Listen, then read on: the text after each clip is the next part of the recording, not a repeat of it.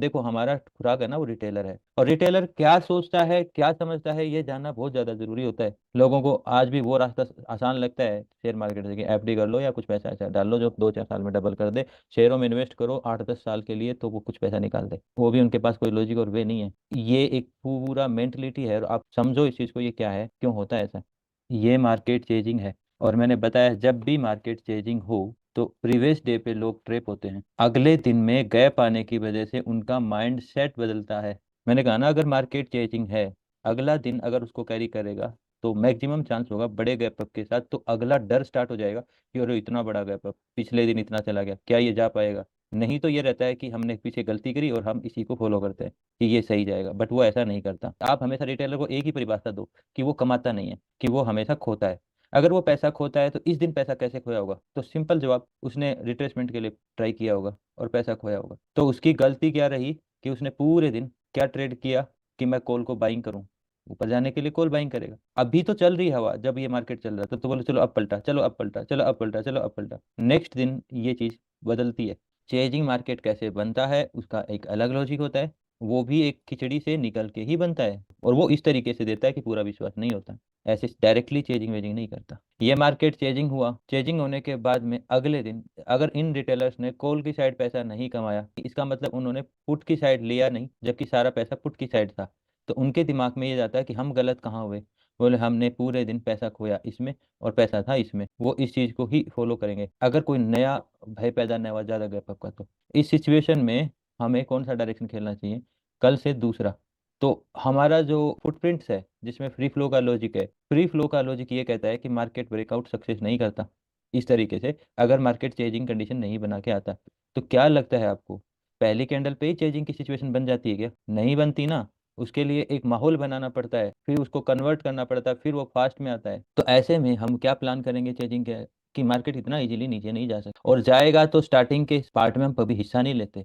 मैं कहता हूँ कि ब्रेकआउट भी होता ना तो वो 30% हिस्सा हम पार्ट नहीं लेते, और अगर लेते भी है ना तो उससे पहले वाले अंदर के 30% में ले लेंगे, जब ब्रेक करके अंदर की साइड ऐसे करके ऊपर जाएगा, चेजिंग का माहौल बन चुका होगा, तो क्योंकि यहाँ से उसका गैर स्विच होगा और वो चेजिंग होने की कंडीशन में ऊपर ब्रेकआउट को लेंगे।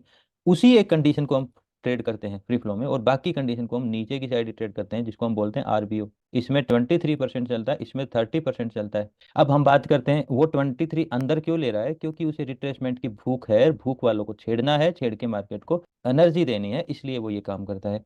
और यहाँ पे डायरेक्टली ब्रेकआउट दिखाता है, ग्रीड का नींव रखता है और मार्केट नीचे की साइड चलता है, जो कि आरबीओ रिएक्ट करेगा। आरबीओ रिएक्ट करेगा, उसके लिए बॉर्डर होगा 30%, और इनसाइड 23% बॉर्डर होगा। और वो कहाँ से होगा, वो जहाँ रुक के पीछे एक कदम रखेगा और कनेक्टर को टच करेगा वो ही स्विच कर जाएगा, और वहां तक आने वाली स्पीड है ना स्लो होगी, हर कैंडल बिहेवियर सक्सेस करते हुए चल रहा होगा। अभी बात करते हैं कल का दिन, मार्केट ज्यादा गैप डाउन नहीं है, ये है नॉर्मल। क्या निर्णय होना चाहिए, priority view pause to bullish. देखो अगर शुरुआत की कैंडल काफी बड़ी बन जाती है तो मार्केट उसके इनसाइड होने के चांसेस होते हैं। लेकिन इस चीज को अगर ऐड किया जाए ऑप्शन के लॉजिक से, ऑप्शन में मैं आपको ये कहता हूँ कि आपको अगर ह्यूज गैप अप और नॉर्मल गैप अप समझ में नहीं आए तो सिर्फ आप कॉल या पुट के चार्ट पे जाके मिले हुए प्रॉफिट को कैलकुलेट कर लेना। अगर उनके प्रॉफिट 2-4 मिनट में नहीं खाए गए तो इसका मतलब वो ह्यूज गैप अप है। क्लियर है? क्योंकि वो आदमी जिसने बीटीएसटी में उसी डायरेक्शन को ट्रेड किया, रनिंग डायरेक्शन को ट्रेड किया, उसको पैसा क्यों मिला, ये लॉजिक समझना मुझे। ये नॉर्मल गैप अप है, कवर कर रहा है, बट ऑप्शन का सिचुएशन बदला। आप अगर देखोगे सही से इस चीज को, ऑप्शन ने कॉल का चार्ट नहीं, पुट का चार्ट, ये है पुट का चार्ट, और पहली कैंडल देखो, मैं इसको देखता हूँ, यहाँ पे मार्केट खुला, कॉस्ट पे नहीं आया, मार्केट खुल के 150-200 पॉइंट का ऊपर हाई मार गया। अब आप ये कह सकते हो कि यहाँ बीटीएसटी का लॉस हुआ है, नहीं हुआ, उसको प्रॉफिट मिला है। अच्छा 100-100 पॉइंट का प्रॉफिट मिला है, अगर वो नहीं ले रहा वो अलग बात है। देखो यहाँ पे हमने देखा पहले 5 मिनट की कैंडल है बड़ी, और तुरंत ही ऊपर की साइड आई है। ठीक है, यहाँ से नीचे की साइड जो पहला फ्लो गया इसमें ऊपर की साइड गया, इसने 150-200 पॉइंट खींच लिया। और 150-200 पॉइंट एक ट्रेडर की नज़र में बहुत मायने रखते हैं। इसका एक ही मतलब है कि ट्रेडर को प्रॉफिट मिला है इस डायरेक्शन में। इसी के साथ हम इंडेक्स के साथ देखें, इंडेक्स कह रहा बड़ा गैप डाउन नहीं है, और न ही वहां कुछ कोई खास दिख रहा है, वो कंप्लीटली आपको बुलिश टू पोज के लिए बोल रहा है।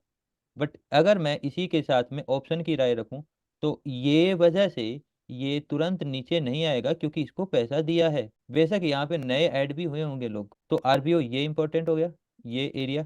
ठीक है, तो यहाँ राय बनेगी पोज, ये कट करके 30% कवर क्लोज करके जब तक चेजिंग ना बनेगा तब तक हम इसको इस डायरेक्शन में हम ऊपर कर रहे हैं, तो उस डायरेक्शन में नीचे होगा क्योंकि ये पुट का चार्ट है।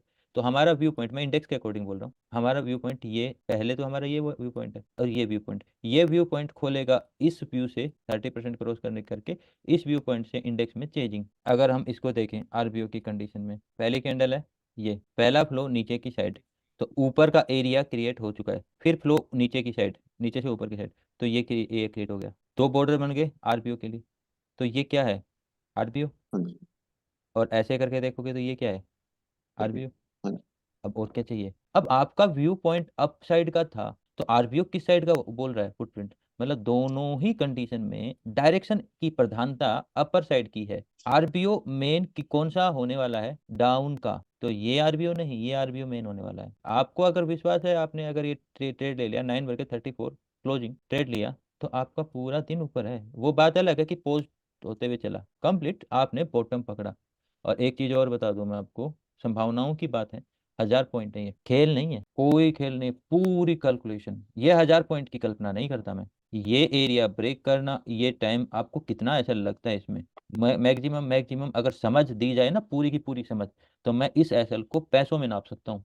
रुपए की बात छोड़ो, और ये चीजें करवाई हैं जिनमें स्टडियां एक एक मिनट के अंदर के छोर के टिक प्राइस पकड़ने पड़ते हैं, उनमें भी न्यूट्रल स्ट्रेच वैल्यूज पकड़नी पड़ती है। ठीक है, अब आते हैं इस चीज में, आप 1 रुपए के दम पे पकड़ के 1000 रुपए तक ले जा रहे हो, ये 1000 गुना की बात कर रहे हो आप, 1 से 2 गुना के लिए एफडी वाले 7 साल 8 साल का टाइम लेते हैं, जो कि यहाँ संभावना 1000 गुना की है। लेकिन आपके विश्वास पे ये चीज होगी, स्टडियों की पावर है, ये कुछ नहीं है। आप अब देखो, कल एक चार्ट और भी था कल के दिन में, मेरे को यहाँ पे देखो मैंने लिखा था ना, market can create S T a place from here for upside, कर सकता है, कैन क्रिएट। ठीक है, फिर इसके साथ मैंने ये कहा कि S T A trade initiated when move create D T T place trade always one candle ऐसे, ये बात है 3 बज के 11 मिनट पे मैंने ये पब्लिश किया था। तो मार्केट को पूरा खिंचाव करके अगले दिन का सहारा लेना था, इस एरिया के आसपास हमने कल एस टी ए बोला था। इसके बाद में मार्केट ने यहाँ पे इन्वायरमेंट ऐसा क्रिएट किया, अब हम उस एस टी ए की संभावना को रखे हुए हैं। और सबसे अच्छी बात और अच्छी समझ हमारे पास, मार्केट चेंजिंग चेंजिंग के साथ कंटिन्यू नहीं करता, ये रेयर केस होता है कंटिन्यू करने के लिए, ज्यादा बड़ा गैप अप या नॉर्मल गैप अप पे कंटिन्यू कर जाए, ये बहुत ही ज्यादा रेयर केस होता है। अब इस चीज में आपके एसटीए के ट्रेड के लिए और ज्यादा स्ट्रेंथ मिलेगी या डर लगेगा। अगर आप रिटेलर हो तो डर, यहाँ पे जब आप ऑप्शन के ऊपर ये होते हुए देखते हो तो आपकी हिम्मत रिवर्सल की टूट जाएगी, और वही चीज तो है जो इसको गिरा देगी। यही 700 रुपये का प्रीमियम एंड पे जाते जाते 161 पे आ गया है, अब क्या ही बोले, बिना एक्सपायरी। और बताओ क्या चाहिए, 7 गुना तो यही दे गया।